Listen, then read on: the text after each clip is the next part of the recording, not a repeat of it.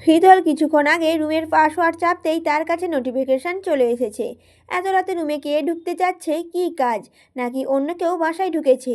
মূলত এইসব ভেবে ল্যাপটপে চেক করে দেখে দরজার সামনে জুবুঠুবু শীতল দাঁড়িয়ে আছে। হেলাদুলে বারবার পাসওয়ার্ড ইন করছে। তাকে দেখে কনফার্ম বাটন প্রেস করতেই দরজা খুলে গেছে। ডিসক্লাইন করতে একাধিকবার পাসওয়ার্ড চাপার বৈদ্যুতিক শখে ঝাঁকি খেয়ে সে ওখানেই মরে পড়ে থাকতো। অথচ বোকা শীতল টেরই পায়নি রুমের মালিক না চাইতে রুমে ঢুকতেও পারতো না। বর্তমানে দুজনেই চুপ, চলছে নীরবতা। অদ্ভুত কারণে নিশ্চুপ থাকতে ভালো লাগছে। ফোনটা কানে ধরে একে অপরের নিঃশ্বাসের শব্দ শুনছে নিস্তব্ধে। কাকতালীয়ভাবে দুজনেরই মন খারাপ। মনে অনেক কথা জমা, অথচ বলতে ইচ্ছে করছে না। শীতল আবার বেশিক্ষণ চুপ থাকতে পারে না।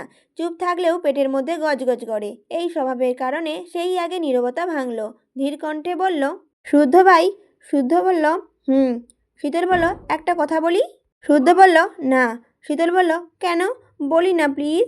শুদ্ধ বলল, বারণ যখন শুনবিই না তখন পাগল ছাগলের মতো জিজ্ঞাসা করিস কেন? শীতল বলল, আপনার কি মন খারাপ? শুদ্ধ বলল, একথা মনে হলো কেন তোর? শীতল বলল, আপনার বুকচাপা নিঃশ্বাস আমার কানে কানে গুনগুন করে বলে গেল। একথা বলে খিলখিল করে হাসল শীতল। হাসতে গিয়ে কাটা ঠোঁটে টান খেলো। ব্যথাতুর শব্দ করে ঠোঁট চেপে ধরল। শুদ্ধ হাসি শুনল তার কথা ব্যথাতুর শব্দ। কেন জানি বুক ভার হলো। তারপর ল্যাপটপে চোখ রেখে বলল, শুদ্ধ বলল, রুমে যা। শীতল বলল, কেন?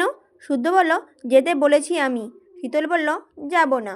শুদ্ধ বলল, তুই চুন্নি, তোকে বিশ্বাস নেই, তোকে রুমে রাখার রিস্ক, যা বলছি। শীতল বলল, আমি চুন্নি? কি চুন্নি করেছি আমি? খবরদার বলছি, উল্টাপাল্টা অপবাদ দেবেন না। শুদ্ধ বলল, আমার নতুন টি শার্টটা গায়েব করেছিস, পারফিউম, সি ব্লু রিচ ওয়াচটাও দুদিন আগে ঝেড়েছিস, আর বলবো? শীতল জিভে কামড় দিল। সত্যি সত্যি গায়েব করেছে, কিন্তু বিশুদ্ধ পুরুষ জানলো কিভাবে? কথায় কথা বাড়ে, কিছু বলতে গেলে সত্যি ফাঁস হয়ে যাবে। এর চেয়ে ভালোই কলটা কাটা উত্তম। তাই সে বলল, যেই না রুমের চেহারা, তার আবার পেয়ারা, থাকবই না আপনার রুমে। একথা বলে সে কলটা কেটে দিল। তারপর পুরো রুম জুড়ে টই টই করে ঘুরল। এটা ওটা নেড়েচেড়ে দেখলো। রুমের এক কোণে থাকা ছোট্ট ফ্রিজ খুলে সফট ড্রিঙ্ক বের করলো। খেলো ধীরে সুস্থে। অত্যাধুনিক ডিজাইনের ড্রেসিং টেবিলের কাজ সরিয়ে থরে থরে সাজানো পারফিউম ঘেঁটে ঘুঁটে দেখলো। তারপর পছন্দসই একটা নিয়ে নিজের শরীরে মাখলো।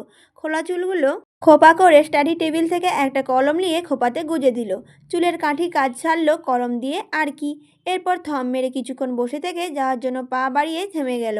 পিছু ফিরে তাকালো বিছানার দিকে। বিছানাটা যেন টানছে তাকে। ভাবলো, সে যদি এখানে থেকেও যায় শুদ্ধও তো জানতেও পারবে না। কল কেটে দিয়েছে, জানার কথাও না। চোখে আবার ঘুম ধরা দিয়েছে। রুমে যেতে আলস্যই লাগছে। এসব ভেবে সে ড্রিম লাইট অন করলো। রুমে ছেয়ে গেল নীলচে নরম আলোয়। আর তার রুমটার থেকে এই রুমটা অনেক বড়সড়, খুব বেশি সুন্দর। গোছগাছ থাকে অল টাইম, এই জন্য খুব লোভ হয়। মন বলে শুদ্ধকে বের করে দিয়ে রুমটা দখল করে নিতে। মনে মনে এসব ভাবতে ভাবতে সে এগোলো বিছনের দিকে।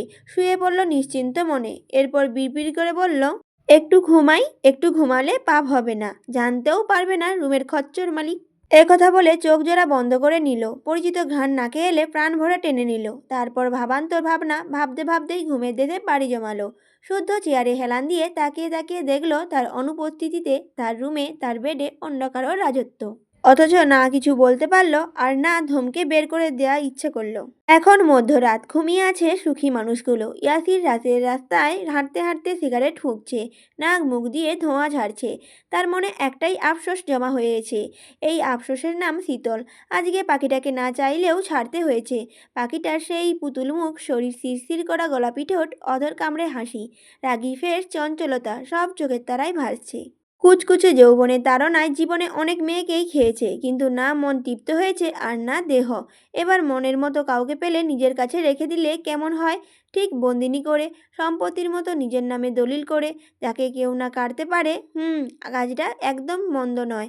তার জীবনে হেতু দরকার। সংসার করা ইচ্ছে কোনো কালেই ছিল না, কিন্তু জীবনটা আজকাল খুব বেশি পানসেটা লাগে। একাকী সময়গুলোতে কাউকে পাশে পাওয়ার শখ জাগে। অনেক তো হলো বাউন্ডুলেপনা। এবার তাহলে শীতল রানীকেই বন্দিনী করা যাক, রেখে দেওয়া যাক নিজের খুব কাছে, নিজের করে। তার স্তব্ধ বাড়িতে চঞ্চল পাখিটি উড়ে উড়ে ঘুরে ঘুরে বেড়াবে। তার মন কেমন করা খিলখিল হাসিতে সুখ এনে ঝুমঝুম করবে, গাইবে, নাচবে, আর সে দুচোখ ভরে দেখবে, হাসবে, আগলে রাখবে। এছাড়া চঞ্চল পাখিটিকে সে রোজ রাতে বউ সাজাবে, লাল টুকটুকে লাজে রাঙা বউ। মোট কথা, বউয়ের সাজে কখনো কারোর সঙ্গে রাত্রি যাপন করা হয়নি, না কারো বউয়ের সাজ নষ্ট করার কারণ হতে পেরেছে। এবার হবে, খুব তাড়াতাড়িই হবে। সামর্থ্যবান পুরুষ হয়ে যদি বউ সাজে বউয়ের সাজ নষ্ট না করতে পারে, তবে কেমন পুরুষ সে? ছ্যা, পুরুষ সমাজ কি মানবে? মানা উচিত না। সে জানে না এসব কেন ভাবছে, তবে ভাবতে ভালোই লাগছে। তার এমন বেপরোয়া ভাব ছেদ ঘটল ফোনের রিংটনে। কল রিসিভ করে কানে ধরতেই কেউ বলল, আবুল সিদ্দিক বলল, ওই ছেলেগুলো কই, কোথায় পাঠিয়েছো তাদের? ইয়াসির বলল, পালাতে বলেছি, পালিয়েছে। কোথায় গেছে আমি কি করে বলবো? আবু সিদ্দিক বললেন, সত্যি কথা বলো ইয়াসির। ইয়াসির বলল, কি আশ্চর্য, আপনাকে মিথ্যা কথা বলবো কেন? আপনি কি আমার বেড পার্টনার যে মিষ্টি মিষ্টি কথা বলে আরেক রাউন্ড খেলার ফায়দা খুঁজবো? আবু সিদ্দিক বলল, তুমি কি নর্মাল কথা বলতে পারো না? ইয়াসির বলল, না, পারি না। কারণ আমার সেক্স পাওয়ার আপনার মতো লো বাজেটের না। আমার পাওয়ার অল টাইম তুঙ্গে, তাই আমি থাকি চাঙ্গে। আবু সিদ্দিক বললেন, এতই যখন পাওয়ার, মেয়েটাকে রেপ করলে না কেন? ইয়াসির বলল, শুদ্ধ মশাইকে একটু খেলিয়ে নিতে মন চাইলো। তাছাড়া ওই নটি বয় আগে দেশে আসুক, বিদেশে বসে বোনের কলঙ্কিত দেহে দেখে কতটুকুই বা শোক পালন করবে। আবু সিদ্দিক বললেন, ও ফিরলে আরও পারবে না। শকুনি দৃষ্টি তার এমনি এমনি শীর্ষস্থানে নাম পৌঁছায়নি। ইয়াসির বলল, বলেন কি, দেখে তো মনে হয় না। আবু সিদ্দিক বললেন, গভীর জলের মাছ যা করে তা দেখায় না, আর যা দেখায় আসলে সেটা না, তাই ওকে হেলাফেলা করা ঠিক হবে না। ইয়াসির বলল, ও আইসি, সম্বন্ধে দেখি গোটাটাই চিজ বার্গার। আবু সিদ্দিক বললেন, ও তোমার বউয়ের ভাই না যে সম্বন্ধী ডাকবে? ইয়াসির বলল, ডাকলে কি পাপ হবে? আবুল সিদ্দিক বলল, তা জানি না, তবে সিরিয়াস হও, চোখ কান খোলা রাখো। গাধার মতো এক কাজ বারবার করে সময় নষ্ট করো না তুমি। মেয়েটাকে ছেড়ে শুদ্ধকে খোঁচালে, এর ফল ভালো হবে না। ইয়াসির বলল, ভেজর ভেজর না করে টাকা পাঠান দেখি। পকেট টাকা না থাকলে শরীর এনার্জি পায় না। ইয়াসিরের কথা শুনে লোকটা কল কেটে দিল। কয়েক মিনিট পর তার ফোনে মেসেজ এলো, মাত্র অ্যাকাউন্টে 3 লাখ টাকা ঢুকেছে। এবার শান্তি লাগছে। মনে শান্তি নিয়ে ভাবতে লাগলো পরের ধাবাটা ঠিক কোন জায়গায় দিলে শুদ্ধ সোনা আটকে উঠবে, কাঁটা মুরগির মতো ছটপট করবে। চৌধুরী নিবাসে নাকি দুটো কুচকো চিংড়ি আছে, নামটা বোধহয় সাম্য সৃজন। তাদের ধাবার গুটি বানালে কেমন হয়? ভালো বোধ হয়। তাহলে আর কি, ভালো করে ভালোই কাজ সম্পূর্ণ হোক। গভীর ঘুমে তলিয়ে আছে সায়ন। রুম জুড়ে অন্ধকার। সময় তখন ভোর 5টার কাছাকাছি। সেই মুহূর্তে নিস্তব্ধে তার রুমে প্রবেশ করলো কেউ। আস্তে করে জ্বালালো ডিম লাইট। আবঝা আলোয় দেখলো দাপুটে রাগী ছেলেটার শান্ত চেহারা। সে সাবধানে হাতে রাখা কেকটা সেন্টার টেবিলের উপর রাখলো। তারপর কোলবালিশটা সরিয়ে সায়নের পাশে শুয়ে পড়ল। মায়া লাগলো ডাকতে। বুকের কাছ থেকে কোলবালিশ সরাই বিরক্ত হলো সায়ন। বউটা কাছে আসে না, কোলবালিশও আজকাল কাছে থাকতেই চায় না। কি রে জ্বালা! সে ঘুমের ঘোরে কোলবালিশ হাতড়ে নিতে গিয়ে হাতে পড়ল নরম কিছুর উপর। বালিশ তো এত নরম না, বিড়াল টিড়াল নাকি? রুমের দরজা খোলা দেখে ঢুকে পড়েছে বোধহয়। একথা মাথায় আসতেই সে চোখ খুলতে গিয়েও খুলতে পারল না। স্বর্ণ বলল, শুভ জন্মদিন শাহরিয়ার চৌধুরী। শুভ হোক আপনার জীবনে আগামী পথ চলা। সুখ ও স্বাচ্ছন্দ্য এসে আলোকিত করুক আপনার জীবন। সায়ন হাসল। তার চোখ থেকে হাত সরালে ঘুম ঘুম চোখে দৃষ্টি মেলতেই চোখের তারায় বিস্ময় খেলে গেল। তড়িৎ উঠে বসতে গিয়েও নিজেকে দমিয়ে নিল। চোখ ডলে আবার তাকালো। স্বর্ণ তাকিয়ে আছে। সায়ন অবাক হয়ে দেখছে শাড়ি পরা স্বর্ণকে। স্বর্ণ শাড়ি পরে না, কালভাদ্রেও পরে না, আর পরলেও কখনো বাইরে যায় না। অথচ আজ এ রূপে এ বেশে দেখে সায়ন কথাই খেই হারিয়ে ফেলেছে। শুধু মুগ্ধ নয়নে দেখে গেল তার মনোহরিণীকে। তারপর হালকাভাবে স্বর্ণের দুগালে হাত রেখে বলল, সায়ন, কাজী অফিস খোলা থাকবে এখন? স্বর্ণ বলল, না। সায়ন বলল, কাজী বাড়িতে লোক পাঠাই, তুলে আনুক বেটাকে। স্বর্ণ সায়ন বলল, তাহলে তুই কিছু একটা কর। সায়ন বলল, হয় বিয়ে, নয়তো বেসামাল আমিটাকে থামলে নে। স্বর্ণ বলল, ওঠে বসো। একথা বলে স্বর্ণ সরে গেল। কেকটা এনে দাঁড়ালো সায়নের ঠিক সামনে। সায়নের চোখে মুখে মুগ্ধতা, অপ্রকাশিত ভালো লাগার বুক ভরে গেছে। স্বর্ণ সেজেছে, তার জন্য সেজেছে।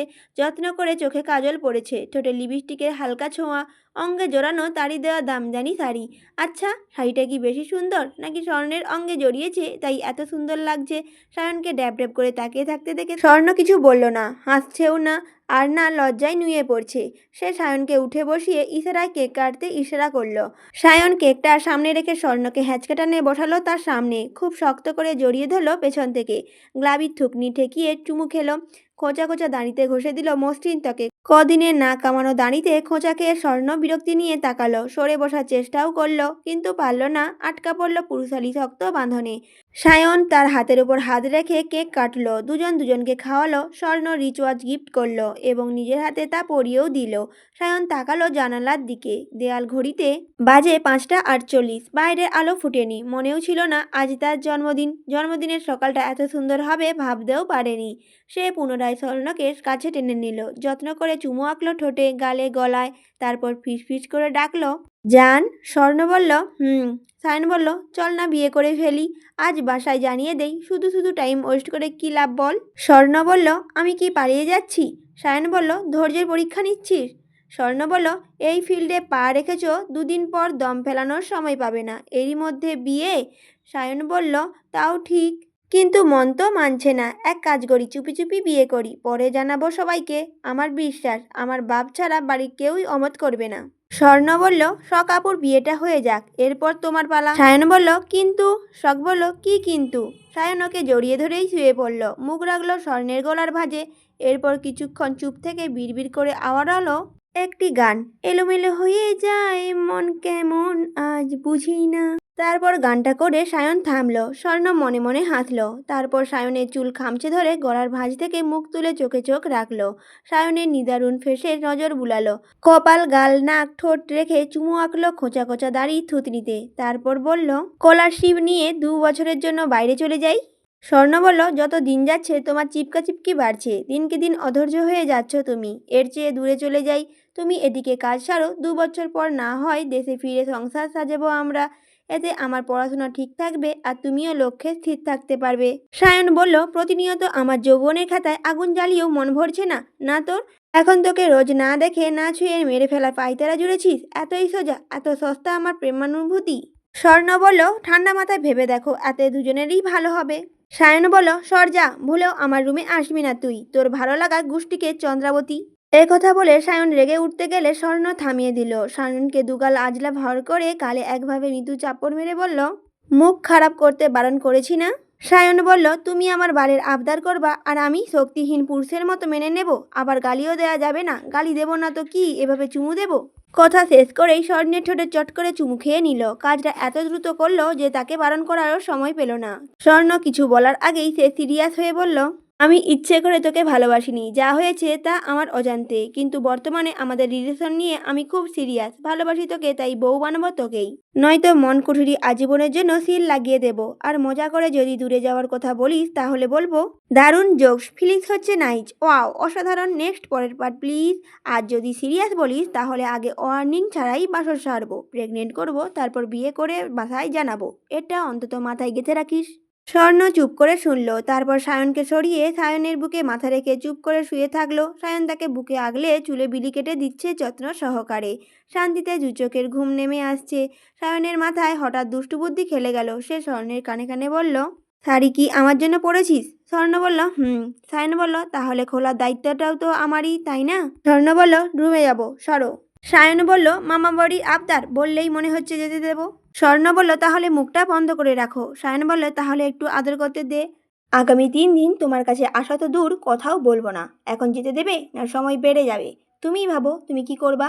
সায়ন বলল, যাচ্ছিস যা, আমাকে রেপ করে যা প্লিজ, নয়তো তোর ছোঁয়ায় একটুও কলঙ্ক লেপে দিয়ে যা, জান। তার কথায় স্বর্ণ খুব বিরক্ত হয়ে তাকিয়ে চলে গেল। স্বর্ণকে রেগে যেতে দেখে সায়ন শব্দ করে হেসে ফেলল। তার লাগাম ছাড়া কথা ও কাজ শুধু পাগলটাকে রাগানোর জন্যই আর কি। পরিশেষে সফল। 1 সপ্তাহ পরে ঘটনা। শীতল এখন সুস্থ বলা চলে। তার চঞ্চলতা দেখে বোঝার উপায় নেই কত বড় বিপদের হাত থেকে বেঁচে ফিরেছে। তার মতে তার জন্য চিন্তা করার জন্য অনেকে রয়েছে। সে শুধু শুধু চিন্তা করে রক্ত শুকাবে কেন? এর মধ্যে যে শুদ্ধের বিয়ের ব্যাপারে ইনিয়ে বিনিয়ে সবাই কাছে বলেছে। আশ্চর্যের ব্যাপার, কেউ বিশ্বাসই করতে চায় না। শীতলের কথা শুনে সীতারা নিজেও জিজ্ঞাসা করেছিল শুদ্ধকে। শীতল খেতে বসে বলেছিল, তুই নাকি পাত্রী দেখার কথা বলেছিস শুদ্ধ, সত্যি কি বাপ? শুদ্ধ বলল, পাগল ছাগল মানুষ কত কথাই তো বলে, সব কথা কি ধরতে আছে? আমি কাজে এসেছি, এসব বিয়ে টিয়ের কথা বলে মনোযোগ নষ্ট করতে চাইছে না আপাতত, ওর কথায় কান দিও না। ছেলের কথা শুনে সীতারা দীর্ঘশ্বাস চাপলেন। ভেবেছিলেন ঘটনা সত্যি বোধ হয়, খুশিও হয়েছিলেন, কিন্তু ছেলে তো মুখের উপর না করে দিল। দুদিন পর শীতল পুনরায় কলেজ যাওয়া শুরু করলো। কেউ বাধা দিল না, তবে সায়ন তিন বোনের জন্য কড়া সিকিউরিটির ব্যবস্থা করলো। আর তারা তিন বোন কেউ টেরও পেল না। সদ্য স্কেচগুলো পেয়ে গেছে, সায়নকে পাঠিয়েছে কাজ শুরু করতে। সায়ন ইনিয়ে বিনিয়ে শীতলকে সেগুলো দেখিয়েছে। শীতল বিস্ময় নিয়ে কনফার্ম করেছে এরাই ছিল। বোনের কথা শুনে সায়ন মাথায় হাত বুলিয়ে হাসতে হাসতে জিজ্ঞাসা করেছিল, বোন, মনে কর ছেলেগুলোকে হাতে কাছে পেলে তখন কি করবি? মাফ করে দিবি? শীতল বলেছিল, মোটেও না, ওরা আমাকে মেরেছে, মেরে ঠোঁটের রক্ত বের করেছে। যখন আমার বুকে লাথি মারলো আমার মনে হয়েছিল আমি মরেই যাব। নিঃশ্বাস নিতে পারছিলাম না। হৃৎপিণ্ড যেন ছিটকে বেরিয়ে আসতে এমনভাবে লাফাচ্ছিল। বিশ্বাস করো ভাইয়া, খুব কষ্ট হয়েছিল আমার, খুব। ওদের পেলে করাত দিয়ে ওদের হাত কাটবো, কাটা চামচ দিয়ে ওদের হাঁটু খুঁচিয়ে দেবো। বেয়াদবগুলো তখন বুঝবে কারোর বুকে লাথি দিলে কেমন লাগে।